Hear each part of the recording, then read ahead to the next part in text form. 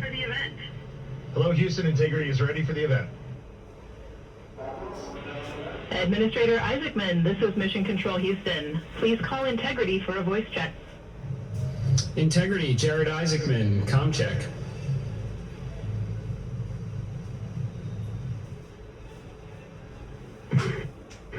Administrator Isaacman, we've got you loud and clear, sir. How us?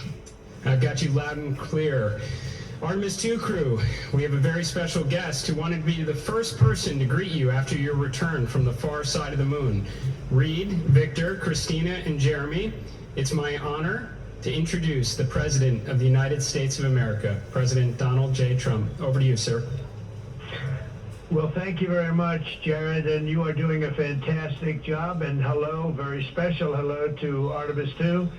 Today you've made history and made all America really proud, incredibly proud. We have a lot of things to be proud of lately, but this is there's nothing like what you're doing, circling around the moon for the first time in more than a half a century and breaking the all-time record for the farthest distance from planet Earth.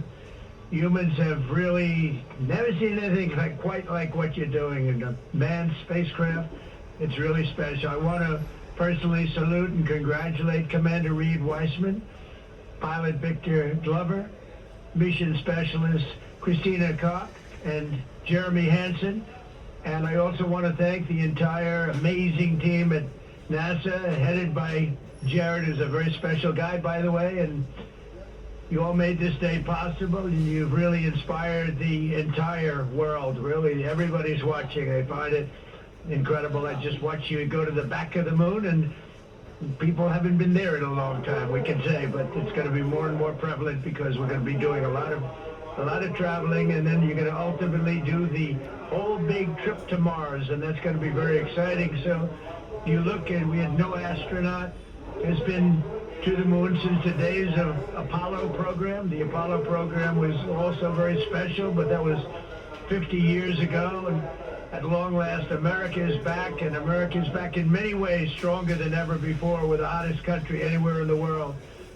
The Artemis crew flew in the most powerful rocket NASA has ever made, ever launched, traveled over 250,000 miles, broke the distance record set by the legendary Apollo 13. And America is a frontier nation, and the four brave astronauts of Artemis 2 are a modern day, you really are modern day pioneers, all of you, and one of them happens to be a neighbor. You know who that is, right? You have a special person over there, a neighbor, and we like our neighbor. Your mission paves the way for America's return to the lunar surface very soon. We're going all out. We're doing everything we can, and it's headed up by Jared. We'll plant our flag once again, and this time we won't just leave footprints. We'll establish a permanent presence on the moon, and we'll push on to Mars. That'll be very exciting. I'm waiting for that so much. I'd love to be here, but maybe we won't quite make it in terms of timing, but we will be up in the moon, and that's going to happen soon. So America will be second to none in space and everything else that we're doing, and we will continue to lead the whole thing into the stars, this incredible journey into the stars. So I just wanted an honor to speak to you, and I wanted to congratulate each and every one of you. And tell me, what is the most unforgettable part of this really historic day? The whole world is watching and listening. Please tell me.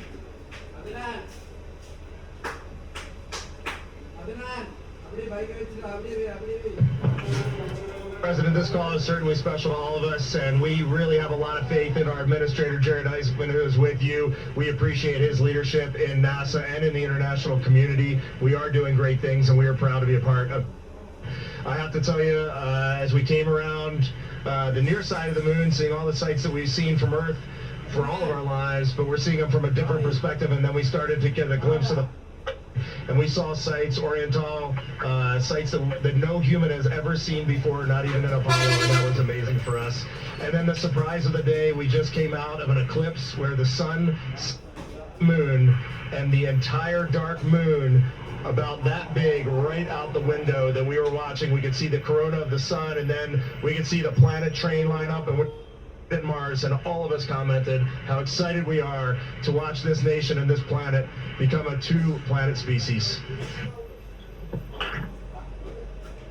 That is fantastic. You know, I had a decision to make in my first term, and the decision is, what are we going to do at NASA? Are we going to have it be revived, or are we going to close it down? And I had very little hesitation, and it's really great to have somebody like Jared involved, because he really makes it much easier for me. But it was not even a question in my own mind.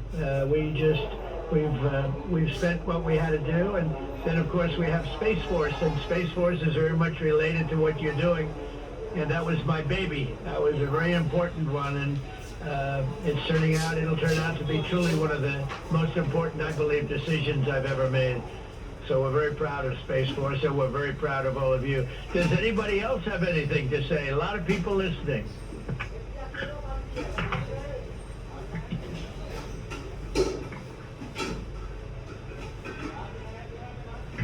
Mr. President, to be here with you speaking about our incredible day today. I think one of the biggest highlights was coming back from the far side of the moon and having the first glimpses of planet Earth again after being out of communication for about 45 minutes. It really just reminds you what a special place we have and how important it is for our nation to lead and not follow in exploring deep space. I'd like to ask, what was your feeling when you had no communication, zero communication? All of a sudden it was cut off by, obviously, your very special location. What was your feeling when you had no communication? A little bit different, perhaps.